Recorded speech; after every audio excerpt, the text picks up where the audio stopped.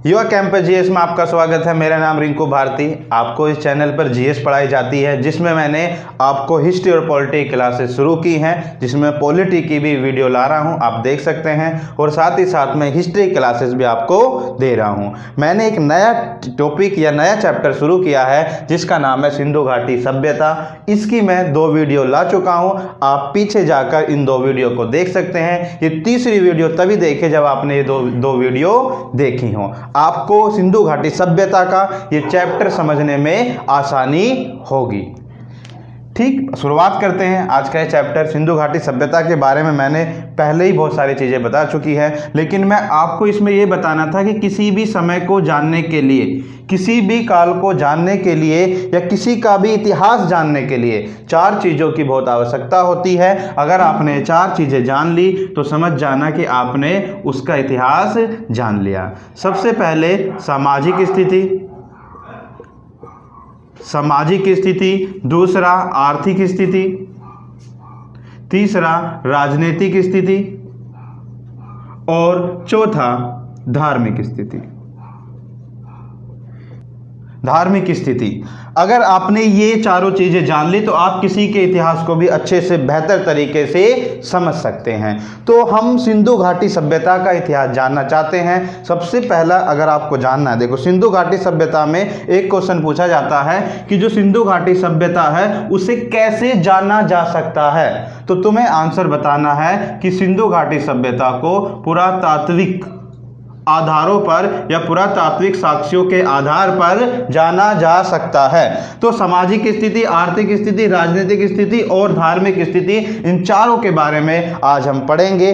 अच्छी नॉलेज इसमें है और अच्छे क्वेश्चन यहाँ से बनते हैं जो एग्जाम में आते हैं। ध्यान से सुनिए, रफ कर देता हूँ इसे। सबसे पहले सामाजिक स्थिति, यानी सिंधु घाटी सभ्यता की सामाजिक स्थिति वहाँ की कैसी थी। तो जो सामाजिक स्थिति थी वो, या फिर वहाँ का समाज कैसा था, तो वो 2 वर्गों में बटा था। समाज वहाँ का 2 वर्गों में बटा था। 2 वर्ग वो कौन कौन से थे, ध्यान से सुनो। 2 वर्ग, सबसे पहला वर्ग था जिसे बोलते थे प्रशासनिक वर्ग, या जिसमें शासक रहते थे। और ये जो शहर होते थे, ये शहर के ऊपरी टीले पर बसा होता था। तो समाज मैंने कहा 2 भागों में बटा होता था। एक समाज प्रशासनिक वर्ग और दूसरा आप देखोगे ये था मजदूर वर्ग। तो 2 भागों में बटा था, प्रशासनिक और मजदूर वर्ग। यहाँ के मजदूर रहते थे। मजदूर जो थे ये निचले टीले पर रखे जाते थे, यानी निचले टीले पर रहते थे। आज भी तुम देखोगे वर्तमान में मजदूरों की स्थिति क्या है। तो सिंधु घाटी सभ्यता में भी मजदूर ऐसी स्थिति में थे। मजदूरों की स्थिति में कोई सुधार नहीं आया। ठीक, तो तुम देखोगे यहाँ पर ये निचले टीले पर थे और ये ऊपरी टीले पर रहते थे, यानी मजदूर वर्ग जो था वो निचले टीले पर रखा जाता था, वो जो प्रशासनिक वर्ग थे वो ऊपरी टीले पर थे। यानी कि समाज 2 भागों में बटा था, प्रशासनिक वर्ग और मजदूर वर्ग इसमें आते थे। उसके बाद जो वहाँ की सामाजिक स्थिति में स्त्री की स्थिति थी। स्त्री की स्थिति मतलब ये जो समाज था ये मात्रात्मक समाज था। यानी अगर पूरी दुनिया तुम देखोगे आज भी पितरात्मक समाज है, पितृसत्तात्मक समाज है, यानी कि जो पुरुष को प्रधान समझा जाता है। लेकिन सिंधु घाटी सभ्यता में स्त्री को प्रधान समझा जाता है, इसलिए मात्रात्मक समाज था। आपको ये भी याद रखना है। और इनके समाज में दास्ता भी मौजूद थी। ये बहुत क्वेश्चन पूछा गया, क्या सिंधु घाटी सभ्यता में दास्ता थी? दास्ता मतलब गुलाम थे, तो आप कहोगे कि यहाँ पर दास्ता भी मौजूद थी। और दास्ता किसने बताया ये, तो आपको बताना है मार्टिन व्हीलर के द्वारा बताया गया कि सिंधु घाटी सभ्यता में दास्ता मौजूद थी। 2 वर्गों में बटा था समाज, और उनका जो समाज था मात्रात्मक था, यानी स्त्री आधारित था। तो ये सामाजिक स्थिति थी। यहाँ की सामाजिक स्थिति आप आसानी से जान चुके हैं। इसको मैं रफ कर देता हूँ।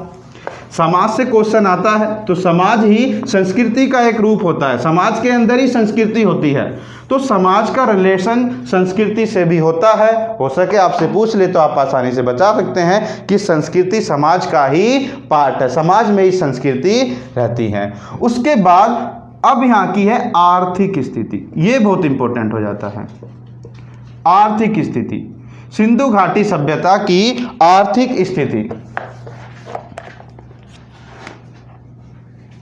आर्थिक स्थिति, आर्थिक स्थिति यहाँ की क्या थी? तो ध्यान से सुनो, किसी भी हमारा जो देश है शुरुआत से ही कृषि प्रधान देश रहा है, यानी अर्थव्यवस्था की रीढ़ कृषि को कहते हैं। तो यहाँ भी सिंधु घाटी सभ्यता में भी तुम पाओगे कि जो अर्थव्यवस्था का मुख्य आधार था, मुख्य आधार, अर्थव्यवस्था का मुख्य आधार क्या था अगर आपसे पूछे तो अर्थव्यवस्था का मुख्य आधार, इसका नाम है कृषि।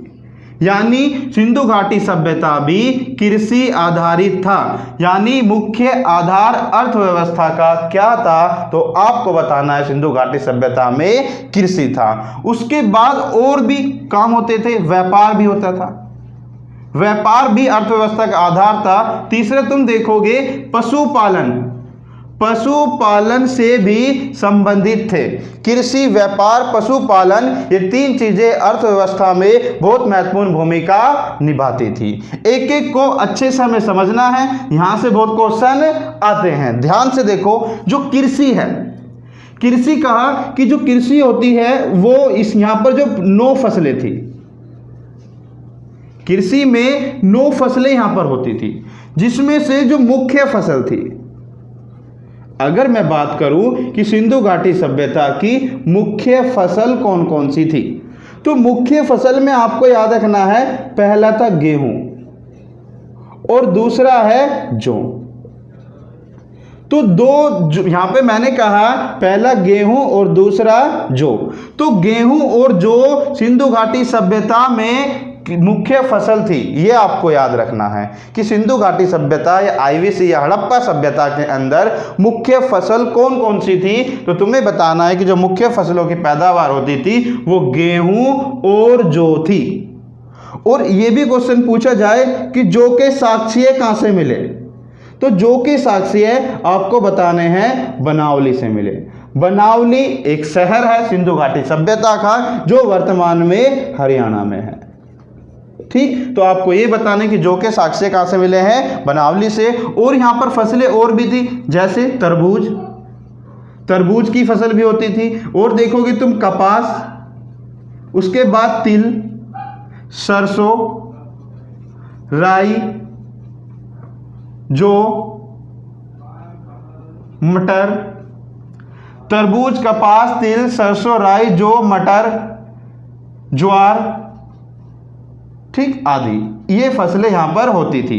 तो तरबूज, कपास, तिल, सरसों, राई, जौ, मटर आदि, इन सभी फसलें, मैंने कहा वहां पर कृषि थी, कृषि प्रधान देश था, मतलब कृषि प्रधान, मतलब कृषि मुख्य अर्थव्यवस्था का वहां पर आधार था।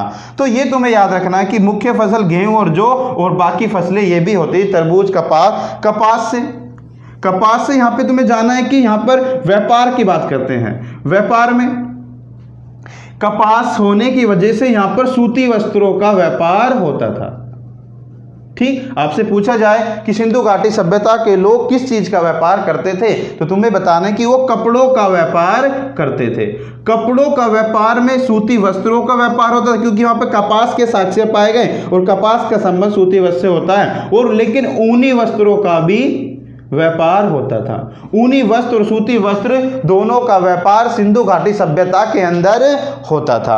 अब यहां से फसलों में एक चीज आपको याद रखनी है, एक याद रखना है रंगपुर, ठीक, और एक याद रखना है लोथल। ठीक, जो रंगपुर और लोथल हैं दोनों ही ये गुजरात में हैं। कहां पर है ये? गुजरात के अंदर है। और यहां से आपको याद रखना है कि रंगपुर से धान की भूसी के साक्ष्य पाए गए हैं। आपसे क्वेश्चन पूछा जाएगा और ये कई बार क्वेश्चन पूछा गया है। से धान की भूसी के साक्ष्य पाए गए, ध्यान से सुनना है। और लोथल से चावल के साक्ष्य पाए गए हैं। तो दोनों शहर गुजरात के अंदर बहुत ही इंपॉर्टेंट, आपसे पूछेगा धान की भूसी के साक्ष्य कहाँ मिले, प्रमाण कहाँ मिले, तो रंगपुर, और चावल के साक्ष्य कहाँ मिले, तो तुम्हें बताना है लोथल से मिले। एक और याद रखना है कालीबंगा। कालीबंगा जो ये है राजस्थान में। कालीबंगा आज वर्तमान में राजस्थान के अंदर है, और जो ये राजस्थान में कालीबंगा है, यहाँ से क्या पाया गया, यहाँ से तुम देखोगे हल रेखाएं पाई गई। हल रेखा पाई गई, यानी वहां पर कोई लोहे का हल इस तरीके की कोई चीज नहीं पाई गई, लेकिन कालीबंगा से हल रेखा के प्रमाण मिले हैं। तो ये तीन चीजें आपको याद रखनी है, रंगपुर, लोथल और कालीबंगा। रंगपुर से धान की भूसी के साक्ष्य है, लोथल से चावल के साक्ष्य है, और कालीबंगा से हल रेखा। ध्यान से सुनना, कई बार क्वेश्चन आ चुका है कि हल रेखा के साक्ष्य है सिंधु घाटी सभ्यता में किस शहर में पाए गए। हल रेखाएं पाई गई हैं। तो ये आपको याद रखना है। ये था कृषि में फसलों से संबंधित। अब मैं इसको रफ कर देता हूं, आप इसको अच्छे से लिखें। ठीक, बात आती है कि सिंधु घाटी सभ्यता का मुख्य व्यवसाय क्या था। तो सिंधु घाटी सभ्यता का मुख्य व्यवसाय था व्यापार।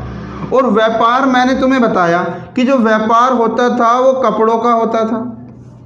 फिर मैंने बताया कि जो व्यापार होता था ये बर्तनों का होता था। दूसरा मैंने बताया कपड़ों का, बर्तनों का। उसके बाद यहां पर देखो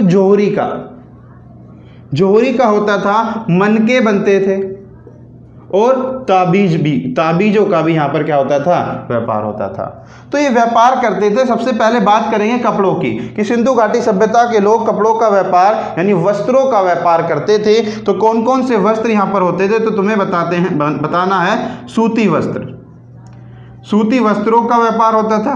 दूसरा तुम देखोगे ऊनी वस्त्रों का व्यापार होता था। तो ये याद रखना है, सूती वस्त्र से क्वेश्चन आएगा। बर्तनों की मैं बात करूं, यहां से बर्तनों में इंपॉर्टेंट क्या है कि वहां के जो बर्तन होते थे सिंधु घाटी सभ्यता के, वो बर्तन थे वो किस रंग के होते थे, यानी रंग कौन सा होता था उन पे, तो याद रखना या तो लाल या फिर गुलाबी। ये सिंधु घाटी सभ्यता के अंदर बर्तनों का रंग होता था। लेकिन इसके ऊपर से काली रेखा द्वारा चित्र बनाए जाते थे।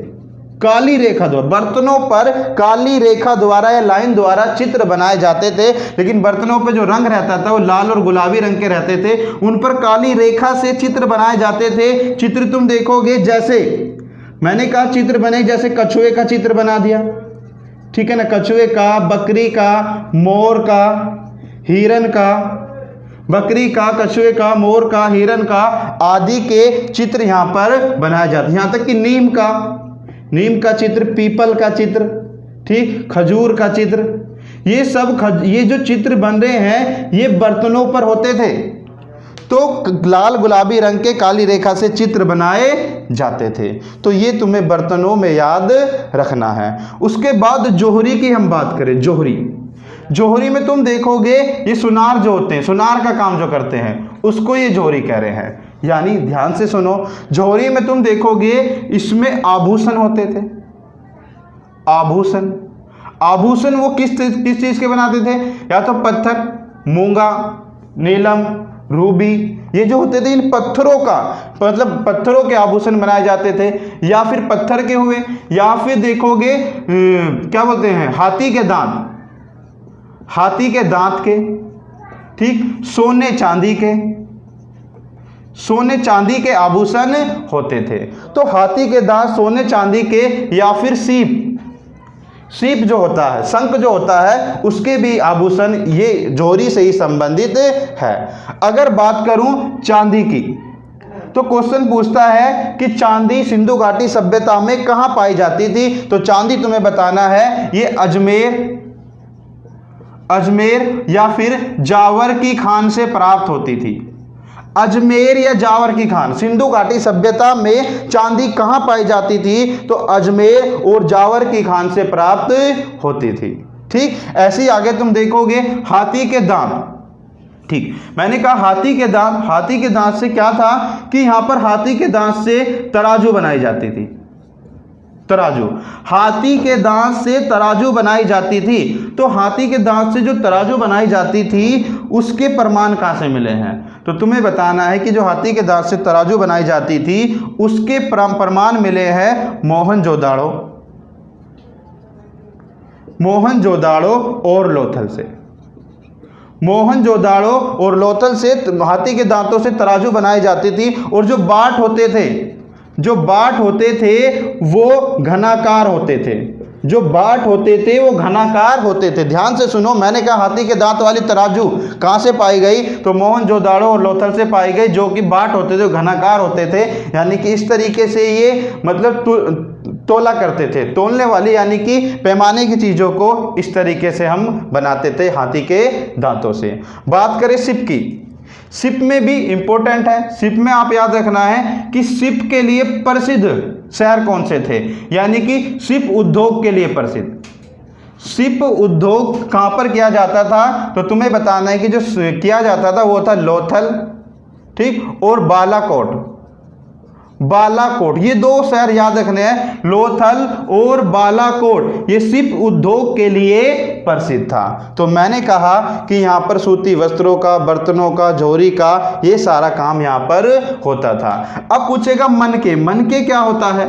मनके ये होता है कि जैसे डमरू जो होता है, भोले का डमरू बनाया था, जैसे आप देखोगे 3 इडियट्स में दिखाया गया है, तो वो मनका है। ठीक, ऐसे ही मतलब मनके बनाए जाते थे। उन मनकों को तुम देखोगे, मनकों की फैक्ट्री भी पाई गई है। आपसे पूछा जाएगा कि सिंधु घाटी सभ्यता में मनके बनाने की फैक्ट्री कहाँ पाई गई? तो तुम्हें याद रखना है ये वहाँ का एक शहर था जिसका नाम है चन्हूदाड़ो से मनके बनाने की फैक्ट्री पाई गई है। दोबारा से मैं इसको बताता हूँ। मैंने कहा मुख्य आधार तो कृषि है, लेकिन मुख्य व्यवसाय व्यापार था, जिसमें जो व्यापार करते थे कपड़ों का, बर्तनों का, जोरी का, मनके का और ताबीजों का, ये व्यापार करते थे।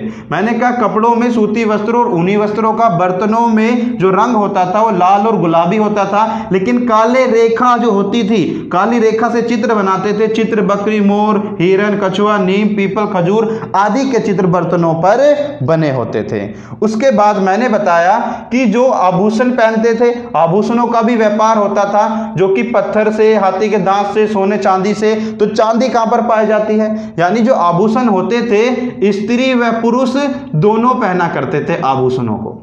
यह भी इंपॉर्टेंट है कि सिंधु घाटी सभ्यता में आभूषण स्त्री और पुरुष दोनों पहना करते थे। ये आपको याद रखना है। हाथी के दांत से तराजू बनाया जाता था, और तराजू जो होती है उसके प्रमाण कहां से मिले? मोहन और लोथल से, जो कि बाट कैसे थे? घनाकार होते थे। फिर मैंने कहा सीप उद्योग के लिए प्रसिद्ध 2 शहर लोथल और बालाकोट, बहुत ही इंपॉर्टेंट है ये। तो व्यापार से संबंधित मैंने कहा कि जो व्यापार करते थे, ये व्यापार मुद्रा से नहीं होता था। यहाँ पर मैंने कहा अपने देश के अंदर भी ये व्यापार करते थे, और बाहर भी आंतरिक व्यापार भी होता था, और देश के बाहर भी व्यापार होता था। तो देश के बाहर जो होगा, जैसे उस समय की समकालीन सभ्यताएं थी, जैसे मेसोपोटामिया, तो मेसोपोटामिया या फिर सुमेरियन सभ्यता, ये सिंधु घाटी सभ्यता के ही समकालीन सभ्यता थी। तो यहाँ पर तुम देखोगे जो व्यापार होता था वो मुद्रा से नहीं होता था, बल्कि यहाँ पर जो व्यापार, ये इंपॉर्टेंट है कि सिंधु घाटी सभ्यता में व्यापार कैसे होता था। तो तुम्हें बताना है कि जो व्यापार था वस्तु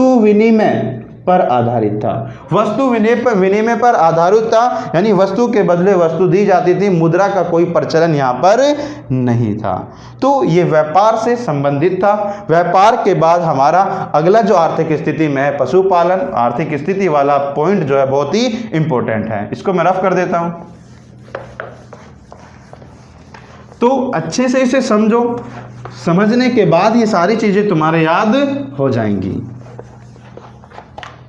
ठीक, आगे चलते हैं। जैसे पशुपालन ये किसका करते थे? पशुपालन जैसे हुआ गाय, ठीक, गाय, बैल, भैंस, बकरी, भेड़, सूअर आदि। तो ये जो पशुपालन करते थे ये इसी का करते, पूछे सिंधु घाटी सभ्यता के लोग पशुपालन करते थे, तो आपको बताना बिल्कुल सिंधु घाटी सभ्यता के लोग पशुपालन करते थे। ये भी अर्थव्यवस्था में मुख्य भूमिका निभाता था। ठीक, तो अर्थव्यवस्था का जो पॉइंट था ये खत्म हुआ। मैंने सामाजिक स्थिति पढ़ा दी, उसके बाद आर्थिक स्थिति, और उसके बाद जो नया इंपॉर्टेंट बचता है धार्मिक स्थिति। तो धार्मिक स्थिति की मैं बात करता हूं।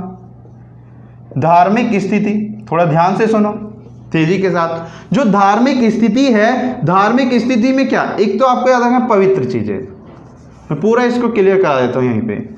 पवित्र चीजें कि क्या क्या पवित्र थे, तो एक तो इनका चिन्ह क्या पवित्र था, इनका पशु कौन सा पवित्र है, इसके बाद इनका जो पक्षी है वो कौन सा पवित्र है, और ये उपासना किसकी करते थे, ये यहाँ पे आ जाएगा कि उपासना मतलब पूजा किसकी करते थे। तो चिन्ह इनका जो इंपॉर्टेंट था, यानी कि जो पवित्र था वो है स्वास्तिक। आपको याद रखना है कि सिंधु घाटी सभ्यता में स्वास्तिक चिन्ह पवित्रता का प्रतीक था। पशु जो था वो था कुबड़ा वाला सांड। कुबड़ा वाला सांड यहाँ पर पशु, पवित्र पशु माना जाता था। अगर ये ना मिले तो आपको बताना है एक श्रृंगी बैल, यानी एक सींग वाला जो बैल होता था वो भी यहाँ पर पशु में मौजूद था। तो कुबड़ा वाला सांड या फिर एक सींगी बैल। पक्षी में फाख्ता थी, यानी कि फाख्ता कबूतर जैसी होती है ये फाख्ता जो है, तो पक्षी में फाख्ता, पशु में कुबड़ा वाला सांड, और चिन्ह में स्वास्तिक इसके अंदर मौजूद था। बात करते हैं उपासना की, इसको आप याद कर रख लेना। उपासना में किसकी उपासना, ये बहुत इंपॉर्टेंट है कि सिंधु घाटी सभ्यता के लोग उपासना किसकी करते थे सबसे ज्यादा, तो तुम्हें बताना है उपासना करते थे मात देवी की। सबसे ज्यादा उपासना किसकी होती थी, सर्वाधिक उपासना किसकी होती थी, तो आपको बताना कि मात देवी की सबसे ज्यादा उपासना करते थे। उसके बाद मैंने तुम्हें बताया कि किस देवता की सबसे ज्यादा पूजा होती थी, तो तुम्हें बताना है पशुपति की सबसे ज्यादा पूजा होती थी। इसे ही आदि शिव के नाम से जाना जाता है। आदि मतलब कि पुराने शिव, यानी कि पशुपति मतलब आज का रूप शिव तुम कह सकते हो, तो इन्हें ही आदि शिव कहा जाता है। मात देवी की ये पूजा करते थे। सर्वाधिक किसकी पूजा करते थे, मात देवी की। और सब इसमें कौन सा देवता था, पशुपति, आपको याद रखना है। और उसके बाद वैसे ये वृक्षों की भी पूजा करते थे। वृक्षों की पूजा जैसे नीम हुआ, पीपल हुआ, ठीक, इनकी पूजा ये करते थे। वृक्षों में भी आपको याद रखना है, और साथ ही पशुओं की भी पूजा करते थे। पशुओं को मैंने तुम्हें बता दिया, तो पशु की भी पूजा की जाती थी कहाँ पर, इस सिंधु घाटी सभ्यता के अंदर।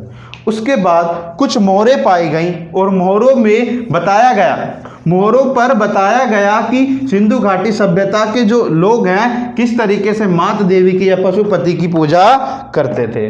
तो जो इसमें मोहरें हैं, आपको याद रखना है, मोहरें सिक्के जैसी ये होती थी, और इसमें दो जगह से ये मोहरें मिली हैं। एक मिली है हड़प्पा शहर से मिली है, दूसरी मिली है मोहनजोदाड़ो से। ये शहरों को मैं पढ़ाऊंगा, अगली जो वीडियो आएगी उसमें शहरों की बात की जाएगी। तो हड़प्पा और मोहनजोदाड़ो से ये मोहरें प्राप्त हुई हैं। जो हड़प्पा से मोहरें प्राप्त हुई, अगर आप देखोगे जो सिक्के के दो पहलू होते हैं, एक होता है मुख्य भाग, ठीक, और एक होता है पृष्ठ भाग। तो इधर भी तुम देखोगे मुख्य भाग, और एक तरफ क्या होगा, पृष्ठ भाग, यानी पीछे वाला भाग। तो मुख्य भाग पर सिंधु घाटी सभ्यता के अंदर इस तरीके से एक चित्र पाया गया। इस तरीके से यहां से ये पेड़ निकला हुआ, इस तरीके से इसी को मात देवी कहा गया। इसको मात देवी कहा गया, मात देवी कहा, यानी इसको आप ध्यान से देखो, ठीक, ये उल्टी मतलब कि उल्टी बनी हुई है, उल्टा चित्र है, और उसके गर्भ से ये पेड़ पौधे निकल रहे हैं, यानी कि इसी को मात देवी कहा सर जॉन मार्शन ने। जो सर जॉन मार्शल थे उन्होंने इसे मात देवी का रूप दिया, यानी कि धरती माता, जो धरती माँ है वो मतलब अपने गर्भ से हमें भोजन देती है, तो उसी को उन्होंने ऐसा चित्र बना के पेश किया अपने सिक्कों पर, उसे मात देवी कहा। इसलिए कहा सबसे ज़्यादा सिक्कों पर मात देवी के ही चित्र मिले और सबसे ज़्यादा पूजा मात देवी की ही होती थी। किसने मात देवी कहा? सर जॉन मार्शल ने कहा। उसके बाद एक नया अगला चित्र जो था, इसके हड़प्पा में जो सिक्के मिले, एक तरफ ये दूसरी तरफ ये वाला बना हुआ था। इसमें तुम देखोगे इस पे बलि के साक्ष्य मिले, इस तरीके का चित्र था। हल्के से मैं बनाने की कोशिश करता हूं, इस तरीके से बलि के साक्ष्य में यहां से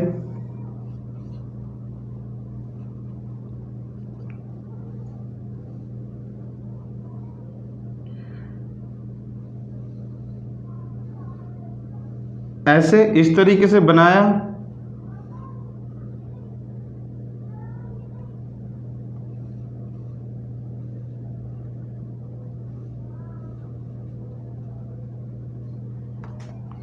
ये इस तरीके से कोई चित्र मिला है, जैसे ये बलि का साक्ष्य है, बलि के साक्ष्य। इसको ठीक से आप बना लेना कि इसमें दिखाया गया है कि कोई तलवार से नार काट रहा है, यानी कि इसका मतलब बलि दे रहा है, यानी कि यहाँ पर मानव की बलि के साक्ष्य भी मिले हैं। तो पृष्ठ भाग पर बलि के साक्ष्य है, मुख्य भाग पर मात देवी के साक्ष्य है हड़प्पा से। आपसे क्वेश्चन क्या पूछेगा कि बलि के साक्ष्य वाली जो मोहरें हैं वो कहाँ से प्राप्त हुई, तो तुम्हें बताना कि हड़प्पा से। और जो मात देवी की जो चित्र मिला है वो कहाँ से मिला है, तो तुम्हें बताना है वो मिला है हड़प्पा से, जिसके मुख्य भाग था। एक और बात यहाँ पर ध्यान रखना, इस समय नील नदी का भी बहुत महत्व है।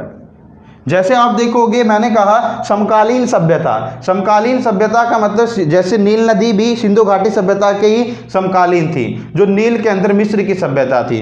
तो वहां पर भी जो नील नदी है, भारत में जैसे गंगा है तो गंगा माँ कहते हैं, ऐसी नील नदी में भी एक देवी थी जिसका नाम था आइसिस।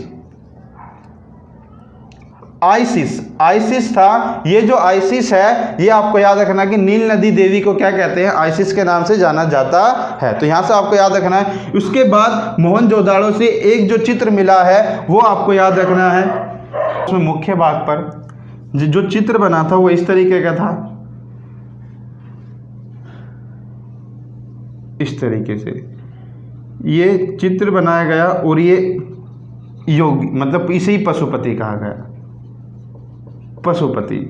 इसके तुम देखोगे चारों तरफ कुछ पशुओं के चिन्ह बने थे, जैसे इधर देखोगे हाथी और चीता, चीता का था। इधर तुम देखोगे इधर गैंडा, ठीक, और भैंसा, ठीक, गैंडा और भैंसा का चित्र बना था। और नीचे हिरन का चित्र बना था, मतलब हिरन दर्शाया गया था।